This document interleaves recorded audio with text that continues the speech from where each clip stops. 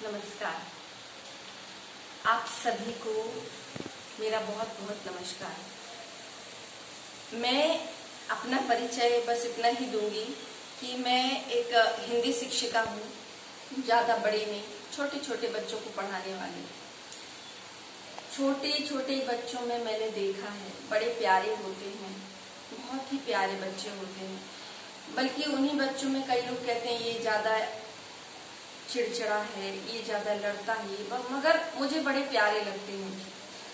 तो बस आज मैं बच्चों के बारे में नहीं, वैसे मोस्टली 2-3 वीडियोस डाले हैं, उसमें बच्चों को आ ई बताया है, लेकिन आज मैं बच्चों के लिए नहीं, आज मैं बच्चों के मम्मी पापा के लिए कुछ कहना चाहती, इसलिए मैंने अपनी बात आप लोगों के साथ शेयर की। हम बहुत से पेरेंट्स, एज ए पेरेंट्स मेरे भी 2 बच्चे हैं, तो हम क्या करते हैं, बच्चों की पढ़ाई पे ज्यादा जोर देते हैं। अब आप ये सोचिए, क्या बच्चों के लिए सिर्फ पढ़ना जरूरी है या फिर उनके लिए जो नैतिक मूल्य, मोरल वैल्यूज जो होता है वो ज्यादा जरूरी? अब मोरल वैल्यूज और ये सारी चीजें तो वो समझाएगा ना जिसने समझी होंगी।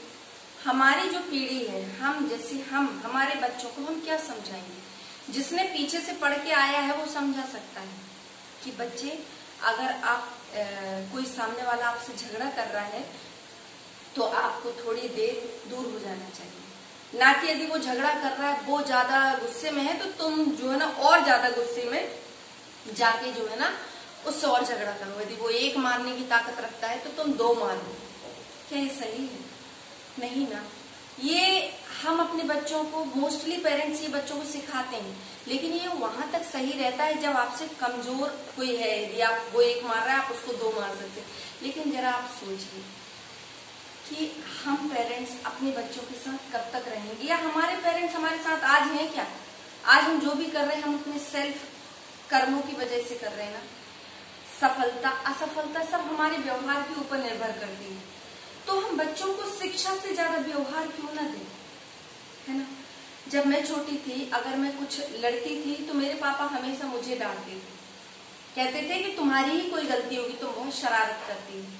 लेकिन अगर गलती कोई किसी और की रहती थी तो मेरे पापा कहते थे मेरी बेटी ने ऐसा कुछ नहीं किया। मेरे कहने का मतलब ये नहीं है कि आप अपने बच्चों को अनायास ही मारे डांटें, या मेरा कहने का मतलब ये भी नहीं है कि आप अपने बच्चों की गलतियों में जो है ना उसको शाबाशी दें। संतुलन हमें रखना पड़ेगा, तभी हमारे बच्चों को आगे जाके हम कुछ सिखाएंगे। असली हमारी तरफ से देन जो है ना वो बैंक बैलेंस नहीं है कि हम अपने बच्चों के लिए कितना बैंक बैलेंस छोड़ के जा रहे हैं, या फिर हमारे द्वारा दिया गया उसको डिग्री ज्ञान, ये भी मूल्यवान नहीं है। हमारे द्वारा अपने बच्चों को जीवन जीने के लिए कितना अहिंसात्मक रूप उनको अपनाना चाहिए, कितना धैर्य, कितना शांति के साथ उन्हें अपने जीवन के हर एक फैसले करने चाहिए, हमको ये देखना है। एज ए पेरेंट्स हमारा परम कर्तव्य बनता है, यदि हमारा बच्चा गलत राह पे जा रहा है तो हम उसको सही राह पे ले जाएं। श्री कृष्ण भगवान जानते ही है ना, वो कैसे थे? क्या वो कमजोर थे? लेकिन नहीं, वो शस्त्र कब उठाते थे? जब अति हो जाती थी, है ना? ऐसे ही आप शिवाजी महाराज को देख लीजिए। शिवाजी महाराज का नाम तो सभी जानते हैं ना, मराठाओं में श्रेष्ठ मराठा शिवाजी द ग्रेट।